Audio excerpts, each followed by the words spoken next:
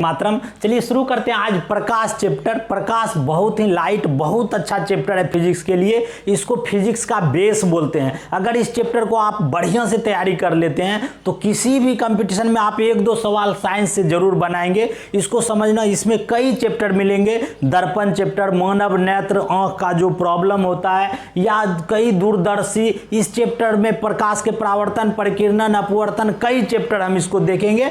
आराम से समझिए पहले कि प्रकाश क्या है। पहले इसको समझने के लिए ध्वनि पहले चैप्टर हम लोग पढ़े थे ना, सेम उसका अपोजिट है। ध्वनि में क्या था कि माध्यम का जरूरत था। उसमें क्या है, ठोस में सबसे ज्यादा, फिर जाके द्रव में, फिर गैस में। इस तरह ध्वनि देखे थे चलता था। इसमें जो है अपोजिट है, इसमें माध्यम का जरूरत नहीं है। अगर माध्यम मिल भी जाता है तो उसमें जाता है। इसका डुअल नेचर है, उसको पढ़ेंगे। पहले समझते हैं कि प्रकाश है क्या। यह एक प्रकार का ऊर्जा है। यह एक ऐसा माध्यम है जैसे किसी वस्तु पे पड़ गया, उससे रिफ्लेक्ट होकर हमारे आंख पे आता है, तब वो वस्तु दिखाई देगा। अगर उसमें प्रकाश नहीं पड़ेगा तो और रिफ्लेक्ट नहीं आएगा मेरे आंख तक। आपको लगता है कि अंधेरा में देख लिए, अंधेरा में तो लाइट जाता नहीं, लेकिन लाइट जाता है। वो लाइट आपको डायरेक्ट नहीं, यही प्रकाश का अपवर्तन, परावर्तन, परिकिरणन में समझेंगे। आप कभी कभी सोचते होंगे कि रूम में तो लाइट रहता नहीं, उस पर पड़ता ही नहीं लाइट, तो हमको कैसे दिखा। कुछ ना कुछ लाइट उस पर पड़ता। अगर लाइट नहीं पड़े तो पूरा अंधेरा दिखेगा, काला दिखेगा। तो इसको समझना है कि रिफ्लेक्शन ऑफ लाइट भी पढ़ेंगे, प्रकाश का परावर्तन। पहले हम लोग देखते हैं कि प्रकाश है क्या। अब देखिए, प्रकाश एक प्रकार का ऊर्जा है। इसमें माध्यम का जरूरत नहीं है, लेकिन माध्यम में भी चल सकता है, यानी डुअल नेचर। अब देखिए, डुअल नेचर का मतलब क्या हुआ, ये तरंग के रूप में भी चलता है। विद्युत चुंबकीय तरंग, आपको ये ऑलरेडी पढ़ा चुके हैं। विद्युत चुंबकीय तरंग कौन कौन है, उसका ट्रिक भी दे चुके हैं। उसको अगर नहीं देखें तरंग चैप्टर में देख लीजिए। तो यह एक विद्युत चुंबकीय तरंग है। प्रकाश विद्युत चुंबकीय तरंग है, और ये कण के रूप में भी ये चलता है। अब देखिए, जब तरंग के रूप में चलता है तो इसको माध्यम का जरूरत नहीं होता है। माध्यम मतलब क्या, पहले बताए थे। माध्यम मतलब जैसे कि आप चलते हैं तो पैर नीचे जमीन पे ठेलते हैं, पक्षी उड़ता है तो हवा को ठेलता है, नाव चलता है तो पानी को ठेलता है। तो ये एक माध्यम हुआ। तो प्रकाश को माध्यम का जरूरत नहीं है। नहीं है माध्यम तो ये कहाँ चलेगा, निर्वात में चलेगा। समझ गए। अब देखिए, ये डुअल नेचर बोलेगी, ये डुअल नेचर मतलब दोहरा नीति इसमें है। ये कण के रूप में भी चलता है। कण के रूप में जब चलता है तो ये फोटोन कण होता है। फोटोन जो बंडल होता है, इसके रूप में चलता है। जो आप देखते हैं पानी में प्रकाश, पानी में लाइट चला जाता है ना, आर पार, शीशा में आर पार चला जाता है ना। तो ये कण के रूप में जब चलता है तो फोटोन के रूप में समझेंगे। और ये विद्युत चुंबकीय तरंग के रूप में चलेगा तो निर्वात के रूप में चलेगा। तो ये आप प्रकाश। अब देखिए, प्रकाश जो है इसका तरंग दैर्घ्य होता है। तरंग है तो तरंग दैर्घ्य होगा। इसका तरंग दैर्घ्य याद रखना है, 3900 एंगस्ट्रम से 7800 एंगस्ट्रम होता है प्रकाश का तरंग दैर्घ्य।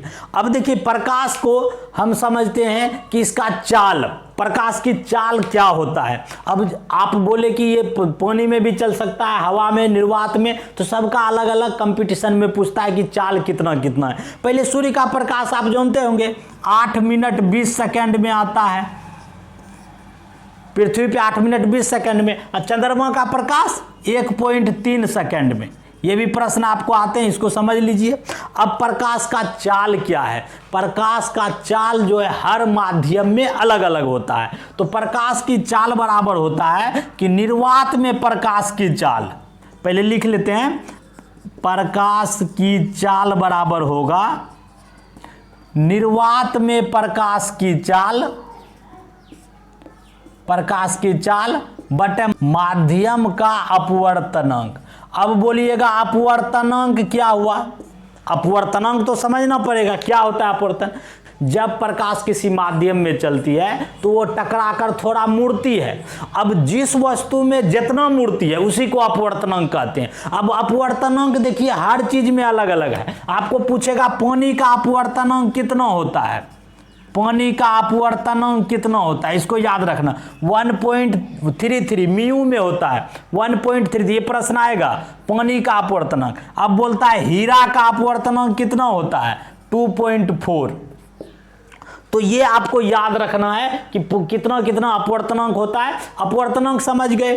अब देखिए प्रकाश का चाल किसमें कितना कितना होगा, ये भी प्रश्न आएगा कि सबसे ज्यादा प्रकाश का चाल निर्वात में होगा। आपको बताए कि अपोजिट होता है, ध्वनि से एकदम अपोजिट रखना है। ध्वनि में सबसे ज्यादा स्टील में बोले थे, लेकिन प्रकाश की चाल सबसे ज्यादा निर्वात में, एकदम दिमाग में घुसा लेना है कि निर्वात में प्रकाश की चाल सबसे ज्यादा कितना, 3 × 10⁸ मीटर प्रति सेकेंड, यानी निर्वात में प्रकाश की चाल, ठीक है ना, सबसे ज्यादा प्रकाश की चाल हो गया निर्वात में। अब इसके बाद होगा शीशा में। शीशा में 2 × 10⁸ मीटर प्रति सेकेंड, शीशा में कितना हुआ, 2 लाख मीटर प्रति सेकेंड हो गया। अब पानी में, ये याद रखिएगा, ये तीनों ट्रिक से याद हो जाएगा, बता दे रहे हैं, 2.25 × 10⁸ मीटर प्रति सेकेंड। ये देखिए 3 लाख, ये 2 लाख, ऐसा बात 2 लाख, ये याद रखना है। निर्वात में, शीशा में, पानी में प्रकाश की चाल है। जैसे आपको बताए थे ध्वनि का चाल अलग अलग, उसी तरह ही निर्वात का ये चाल आप याद रखिए। और चाल जो है आपका यही नहीं सूत्र लागू होगा, निर्वात में प्रकाश की चाल बटे माध्यम का अपवर्तनांक, अपवर्तनांक भी पूछेगा। तो ये आप देखिए कि इस तरह जो है प्रकाश का चाल निर्भर करता है। अब देखिए इसको समझने के लिए आप किसमें कितना रिफ्लेक्ट होगा, किसमें जाएगा कि नहीं जाएगा, इसके लिए 2-3 चीज आपको समझ लेना है। पहला समझना है प्रदीप्त, लुमिनस आइटम्स, यानी प्रदीप्त वस्तु क्या होता है। पहला देखिए प्रदीप्त,